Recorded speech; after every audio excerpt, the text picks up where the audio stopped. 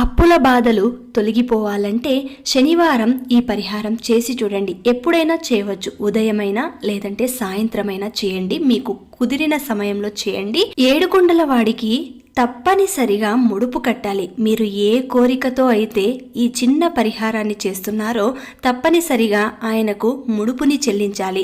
అది పసుపు వస్త్రంలోనే చెల్లించాలి. కాబట్టి పసుపు వస్త్రంలో ఎంత డబ్బులు ముడుపు కట్టాలి అని మీ మనసుకు అనిపిస్తుందో అంత మాత్రమే కట్టండి. ఆ తర్వాత ముడుపు కట్టినది స్వామివారి ముందు ఉంచి ఆయనకు ఏదైనా మీకు తోచిన నైవేద్యం పెట్టి ఒక చిన్న దీపం, అది కూడా బియ్యం పిండితో తయారు చేసిన దీపం, బియ్యం పిండిలో కొద్దిగా నెయ్యి వేసి కొద్దిగా బెల్లం వేసి దానిని దీపపు ప్రమిదంలాగా చేసి 7 వత్తులు వేసి నేతితో దీపారాధన చేయండి. ఇలాగా 7 వారాలు చేసి 7వ వారం తిరుపతికి ముడుపుతో సహా వెళ్లి మొక్కును చెల్లించుకోవాలి.